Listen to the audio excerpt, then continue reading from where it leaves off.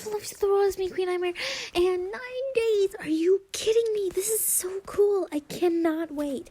Okay, guys, we are going to do a reading of Drarry Fanfiction. I am so excited, and I'm going to read more than just one per thing because I forgot that one parts are so short that I will read more than one.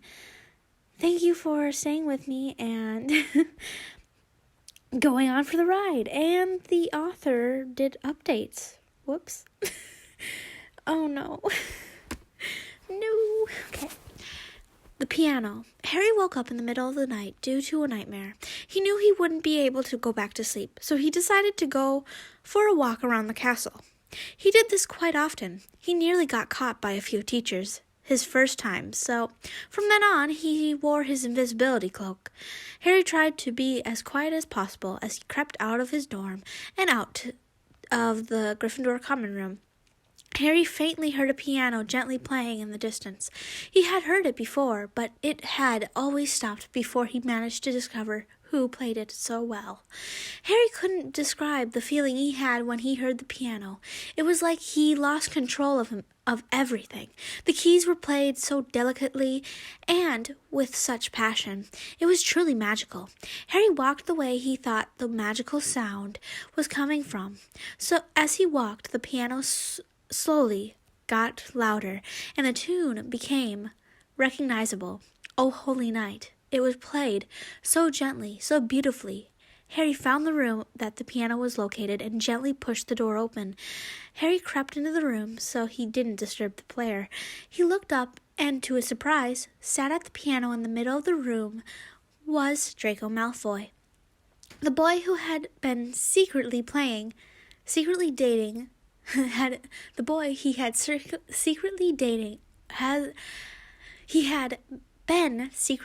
for the last couple of months. Harry became lost in the magic that was being created. When the song had ended, Harry made a sound. He clapped gently, causing Draco to jump and turn around. Harry pushed his invisibility cloak off so Draco could see him. "Hey," Harry said softly. "Hey." Harry walked over to the piano and sat next to Draco in the stool. "That was beautiful. Thank you. Mother had me in lessons as soon as I could sit up by myself." Draco chuckled lightly. "It's Christmas Eve. What are you doing up?" "Night Mass. Nothing new. I could ask the same for you," Harry replied. "I play at night because it's the most peaceful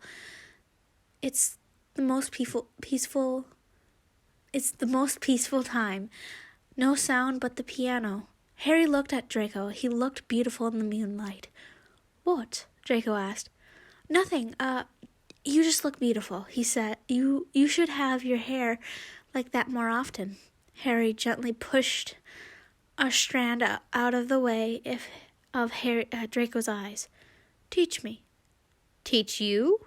Draco asked, confused. "Teach me how to play something." "Really?" "Yeah, teach me how to play the easiest Christmas song." "Okay, Silent Night is pretty simple," Draco said. Draco played Silent Night as Harry could hear what it was supposed to sound like. "You're amazing," Harry whispered in complete awe. 16 years of practice pays off, I suppose. Draco chuckled. "Right, so let's focus on the right-hand melody first.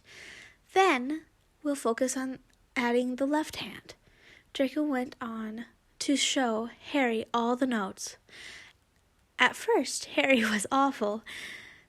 He pressed all the wrong keys and created a horrendous sound, but by the end, Harry kind of got it. It went extra messy when he tried to add in the left hand. The 2 hours spent on the piano, it was one of the most magical things Harry could ever experience. He was there with the boy he loved. They were having fun. They didn't have to worry about getting caught by anyone. After listening to Draco play O Holy Night again, Harry cast a tempest to check the time. It was 4 a.m. "Come back with me," Harry whispered as he gently ran his hand through Draco's hair. "Harry, I don't care. I don't want to sneak around anymore.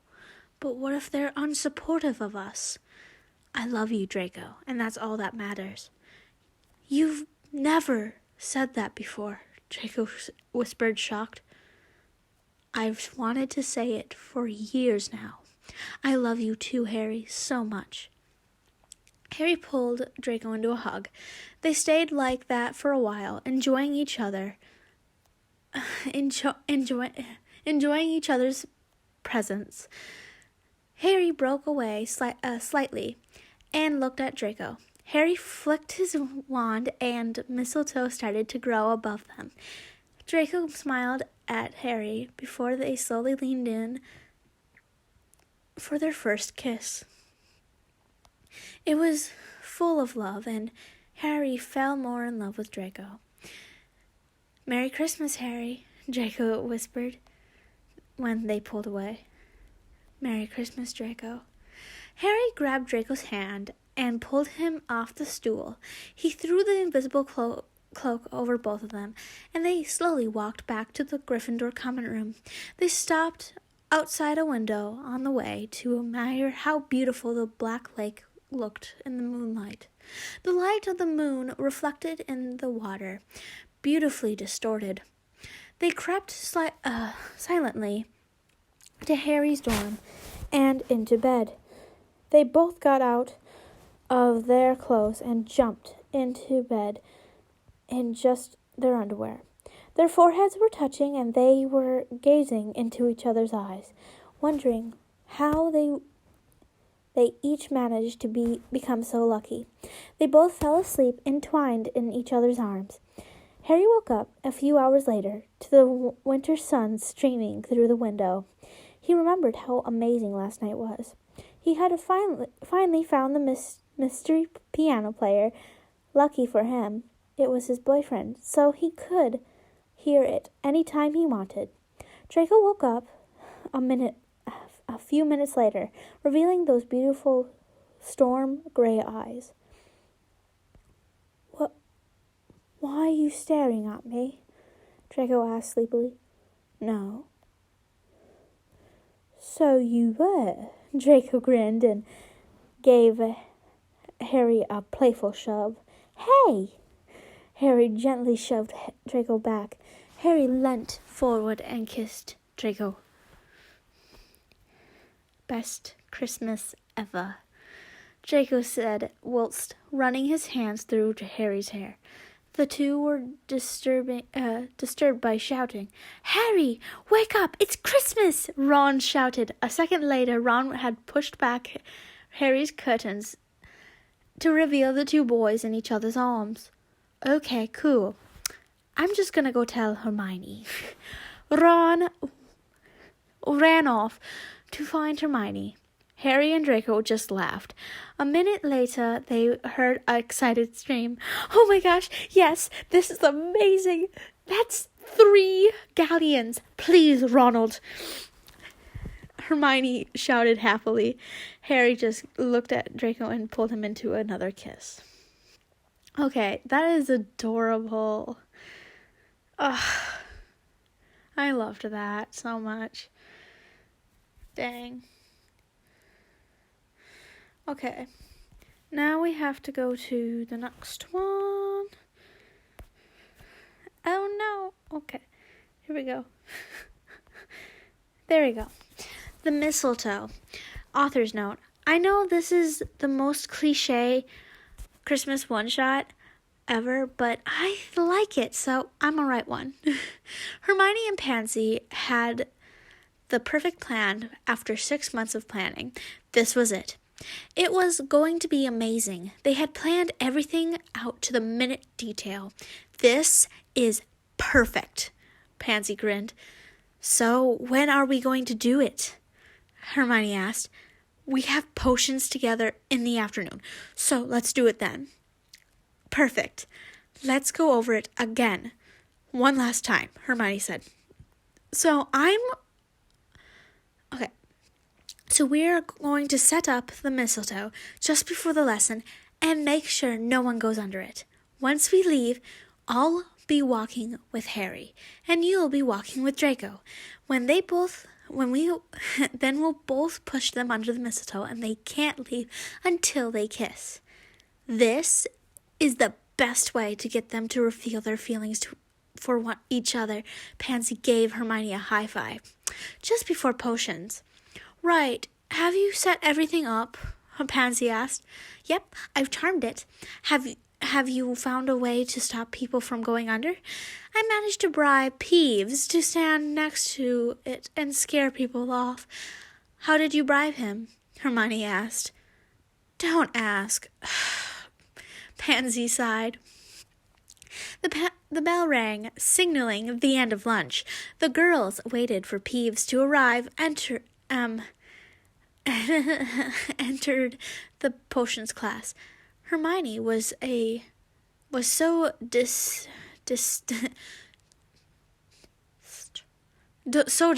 that she messed up her potion. This shocked everyone as they were brewing a really simple potion as a recap for their newts, or NEWTs. I call them newts because it's like Isaac Newton. Sorry. Okay. Miss Granger, is everything all right? Professor Slughorn asked. Yes, sir. I'm sorry. I'm just a little distracted. Just try to concentrate on the potion a little bit more.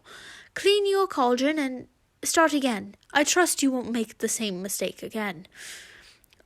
Slughorn said. I won't, sir. I'm sorry, sir. Hermione apologized as she went to clean her cauldron. Hermione managed to concentrate enough to not mess up her potion again. To not mess up her potion again. Hermione, are you okay? Harry asked, a little concerned of his friend. Oh, yeah, I'm just stressed out, Hermione replied. Our newts aren't until a few months.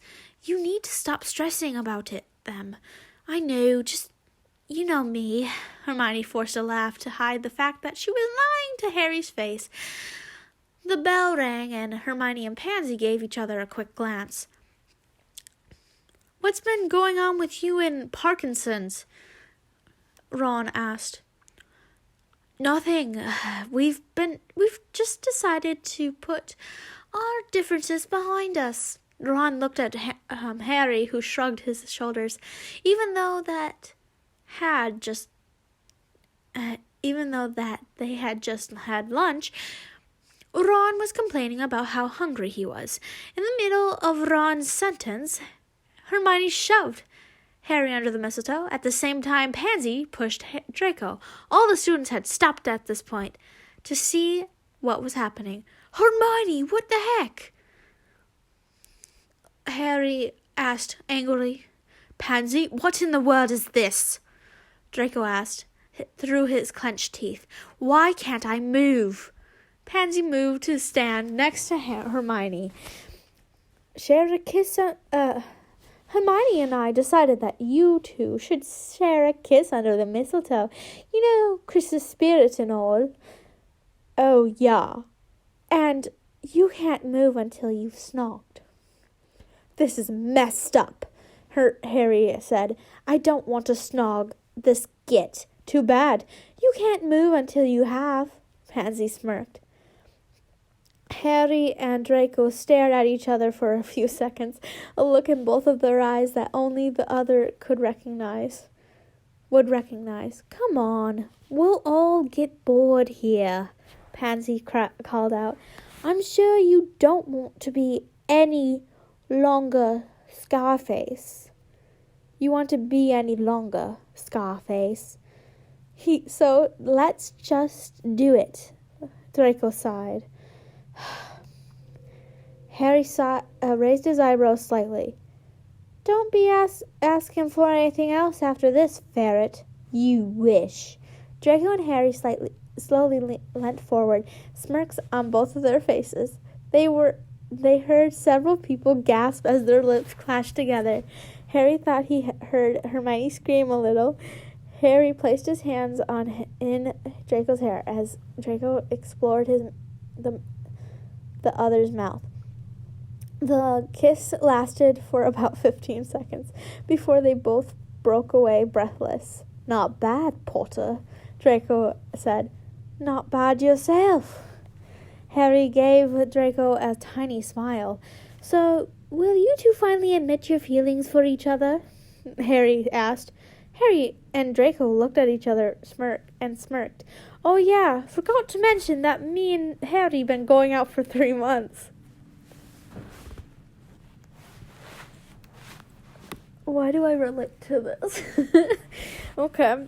"Forgot to mention that me and Harry have been going out for 3 months." Draco smirked as he grabbed Harry's hand and they walked away, leaving Pansy and Hermione with their mouths hanging open.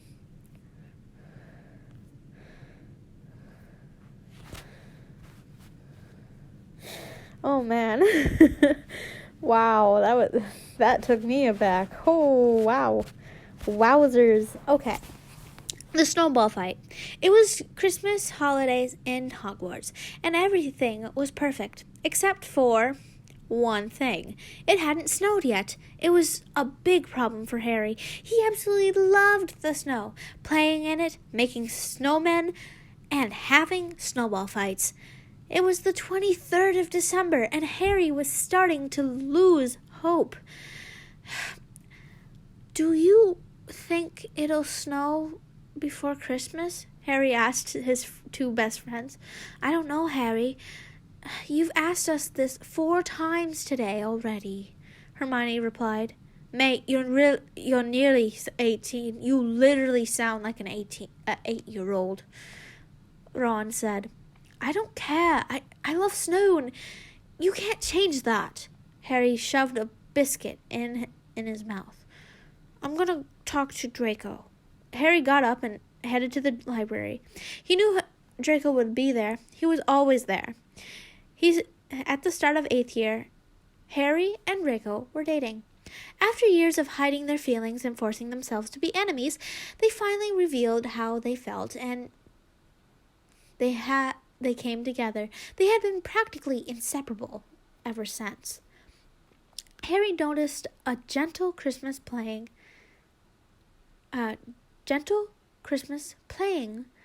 quietly in the background. As he walked into the library, he walked over to where Draco normally sat and found his favorite person. Harry went to Draco and hugged him from behind. "Hey," Harry said quietly. "Hey, babe." Draco fell into Harry's hug. "Are you okay?" "Do you think it's gonna snow?" Harry asked. "Come on, come here." Draco beckoned Harry to come over to the window. "See those clouds?" Harry looked up and saw the sky being hogged by some storm gray clouds, leaving tiny gaps between them to reveal the gray sky above. "Uh-huh, those are Altraces clouds." "English, please," Harry asked. Draco laughed gently before explaining. "They are made of icicles. Icicles. Ice crystals. There we go. And water droplets. They usually mean continuous rain and snow. And seeing as it's like -5 outside, it's probably going to be snow." "Yes!" Harry whispered to himself. Draco laughed and before bringing Harry into a hug. "I love you." "Love you too." Harry pressed a kiss to Draco's cheek. Harry and Draco spent the rest of the day together before parting their ways to go to their dorms. Harry went to sleep praying for it would snow overnight. Harry woke up next morning to the sun shining through the window. He got up immediately and threw back the curtains. There, across the hill, was a thick blanket. Harry checked the time. It was 8. He decided that Draco had enough of his beauty sleep and could be woke up now. Harry quickly got changed and threw on as many layers as he could find. He wrapped his Gryffindor scarf around his neck and shoved his hat and gloves into his pocket. He sprinted all the way down to the Gryffindor dorms. He said the password and ran up to Draco's room. Draco, being Draco, of course, had his own room. Harry unlocked the door and went into the room. "Draco!" Harry said quietly. "Draco?" Harry said again, slightly louder this time. Draco didn't stir. "Draco!" Harry yelled. Draco jumped and woke up. What's happening?" Draco looked up and saw Harry. "Harry, are you okay?" "It's snowing, Dray," he said, excited. Draco gave Harry an unimpressed look before falling back into his bed and closing his eyes. "Draco," Harry whined. "Please?" Draco muttered something under his breath. "What's that? What was that?" Nothing. Fine. I'll get up, but I'm not getting up early on Christmas." Draco sighed. "Fine. Okay." Harry waited for Draco to get ready, and Harry got a bit impatient, as Draco took bloody hours to do his hair. Like it didn't even matter. He was going to put a hat on it anyway. "Ready?" Draco stepped out of the bathroom wearing about 10 layers of clothes, his hat and scarf, and 2 pairs of gloves. "Draco, we're going out to make a snowman, not go on an expedition to the Arctic. Let's just go before I change my mind." Draco walked out the room, leaving Harry to catch up. Draco was definitely not a morning person. Harry reached the opening of the quad first and stepped on the snow. He smiled when he heard crisp crunch under his feet. Everything was perfect, except for the whiny voice that kept interrupting Harry's joy. "It's flippin' freezing! Why did you drag me out of bed? I kind of hate you right now. Are you even listening to me? Oh, come on, let's make a snowman." Harry and Draco spent about 30 minutes building the perfect snowman. It was made of 3 balls of snow, gradually getting smaller as they went up. They were perfectly round and were placed on top of each other just right. Draco sent Harry to look for stones and sticks to act as the snowman's eyes and arms, while he finished off the head. Draco was nearly finished with everything when he felt something very cold collide with his head. "What in the world?" Draco spun around and was greeted with a snowball to the face, and another to the chest, and another to the stomach. "Harry James Potter, I am going to kill you!" Draco quickly made an armful of snowballs, charged towards Harry, pelting the snowballs, surprisingly not missing once. Harry laughed as he ducked beneath the tree. Draco climbed up in fourth year, definitely not to impress Harry. Harry came out from behind the tree with several snowballs in his hand. "You're prepared. This isn't fair.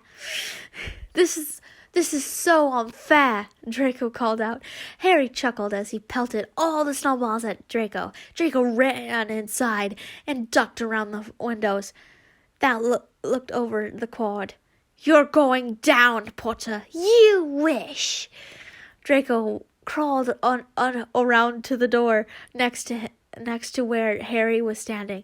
He looked up to see Harry cautiously looking around for Draco. 2 snowballs in either hand. Draco quickly stepped out, grabbed 2 handfuls of snow. He crept up to Harry before shoving 2 handfuls of snow down Harry's back. Draco laughed as he heard Harry shriek. Told you were going down, Draco said smugly. It's so cold. Oh my goodness. Harry was running in the spot, trying to get all the snow to fall out.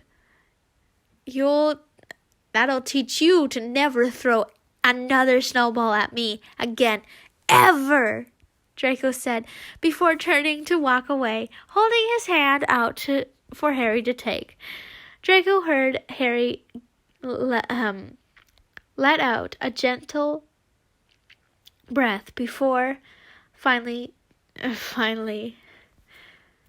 final snowball hits his head.